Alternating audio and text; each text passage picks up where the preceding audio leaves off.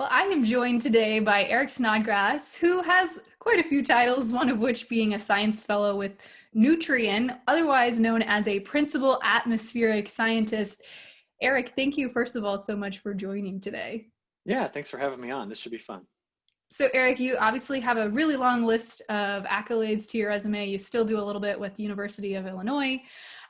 Tell us what a principal atmospheric scientist is and a little bit more about your background.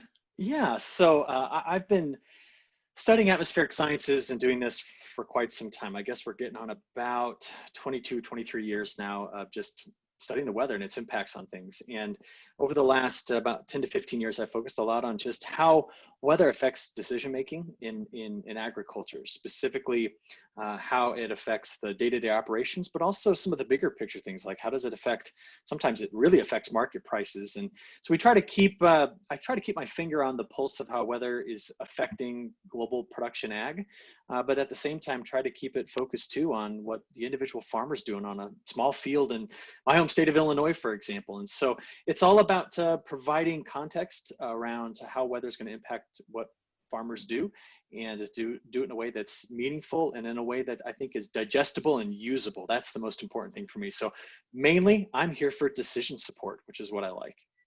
Absolutely. And I think this is a very timely topic because we've had a lot of folks reaching out to us asking, what really is the impact of South American weather? Is this really as bad as they say? I mean, even just reading through the news wires, there have been a lot of variations in the reportings of South American weather. Some folks are saying, oh, it's really dry. They're not having enough moisture. The soil is obviously really dry. And then other folks are saying, oh, they're going to get timely rains, adequate rains.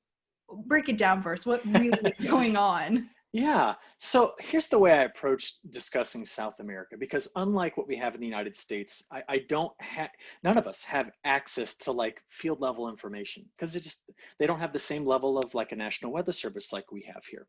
So what we have to do is we have to come up with better ways in which to kind of find out what's going on. I'm gonna start with some history first. So there's two things I want you to know. When you look at the production trend, and let's just talk soybeans to begin here, production trend on soybeans, it's exponential. And that's because currently Brazil only farms about 8% of its arable land, and they're rapidly converting every year more pasture land over to become, well, corn, soybeans, cotton, and other crops. So at the pace at which they do that, sometimes we just don't know how much they did in a particular, we have estimations, but this particular year, we know that they were going to be aggressively going after more acres. And the reason why is because prices are so supportive. Now, I'm not an expert in marketing and prices, but I can see the obvious here. And I would have sold a lot of my crop ahead of time and sold next year's crop too, when thinking about the prices that they have going on in South America right now. So optimism in Brazil is high based on prices, but we have to factor in what the weather's been doing there. And so I want you to know this thing about longer term statistics for Brazil before I show you what's happening this year. When we look back, some cool research that was just done and published in the journal Nature, which is a very prestigious peer-reviewed journal, they found that during Brazil's dry season, which is our summer, their winter, okay, which ends in October, that's normally when the monsoon starts, okay, that dry season has been getting drier. We call it vapor pressure deficit. In other words, there's a building up of the deficit in moisture in the atmosphere. And we saw that kind of rear its ugly head this year. Now I'm going to share my screen and I want to show you exactly what I'm talking about here. So I've got a plot here, there it is. And what this plot shows you is, now it's only over the last 30 days, and the data I have in this case goes up to the 12th. So I made this map just a couple days ago. But this state right here, that's kind of inside this box, is Mato Grosso. And what's shown to you on this graph is their precipitation deficit, which over the last 30 days is actually below -5 inches of rainfall. So it's been very dry there. All right, when you're thinking about this and seeing this, I want everyone to remember that inside of this state right here, we have the equivalent soybean crop of both an Illinois and an Iowa combined total production for soybeans. So it's critical. Now let's come over to the figures that are on this side, because these actually go back 180 days. Now when you look at this smooth line on top of kind of that yellow shading represents the normal rate of accumulation of precipitation. And the only year recently that's been above that is this dashed line here on top, which is 2019. 2020 actually is the bottom of the yellow shading. It's right down here. And why this is so important is the monsoon was late in arriving. That's this hole you see right here in September and early October. And then it came on for a while and they planted quickly because it was late. Just like we plant fast when we can't get in early, same thing happened down there. But you see this little gap right here? There's about a 6 or 7 day time period where it got very warm and it just did not precipitate at all inside of Mato Grosso, just very little. Then the rains came back on. Then here at the end of November and the beginning of December, there was about a 12-day stretch where they just didn't have much precipitation. And I've heard some reports that due to a couple of these drier time periods, they have had issues where they've had to replant maybe upwards of 700,000, maybe more acres of land. But the fact is, even with the recent rainfall that came on at the beginning of December, they're still sitting in here in about a 15-inch deficit in total rainfall.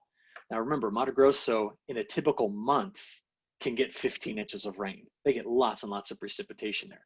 So your question said, is there going to be any changes to this? I'm going to take you right over to some operational data. Okay, so we're going to go to this website. It's one of my favorites. This is where I can have access to the European model data, and they allow us to share it on this website. So this is free to share based on the subscription that I have here. And what I want to do is I want to show you the latest European model projections for this that were produced on the 15th. Now this map you see right here, let me switch it over right there. That map illustrates when you compare term, let me hang on one second. Now it's the latest data. Got some brand new data just came in. So what you're looking at here is differences from normal over the next 7 days in terms of precip. And that same state Mato Grosso right here, where you can see the shading, we're over here in this 3-inch area. So they're gonna go another 7 days here of very, very dry conditions. Now, what would we think of this as being the time period equivalent in the United States? For some of the earliest planted soybeans, this is like being dry at the end of August, which is bad. For some of the later, this is like being dry at the beginning of August or the end of July. So this would, when you think about it, be very problematic. But watch this. I'm now going to switch over to just a little bit different view of this, and I'm going to fast forward until the week that basically Christmas week, okay? And over that time period, now you see that it gets dry in southern Brazil. So this is Paraná, and this is Rio Grande do Sul, 2 big producing states, and this is Argentina, of course, down here. They go over dry and the rains come back on. So your original question said, they've been dry, it's gonna rain, what does all that mean? Well, it's all about delivery of the precipitation and timing. So for some folks, this rain is just too late to really help recover a crop. And the fact that we're gonna go back over dry south is gonna be problematic for some southern Brazil farmers. And by the way, I should say that drier, not dry, but drier than normal. They're gonna get some precip, but just not as much as normal. So the concern is gonna be that now, if this rain continues to stay here, not just to finish the month of December, but through January and into February, there are some indications that it's gonna stay wetter in this area. Now all of a sudden you have the problem of all the drought was early, impacted the yields early, and then it's gonna be wet potentially when they go to harvest it. And that's also problematic. So what I see when I look at all of this is I don't see the same story that I had over the last few years, which is everything kept lining up to give Brazil bigger and bigger crops. It's the first time where I look at it and I see some things that are kind of pulling back on their ability to have a massive crop.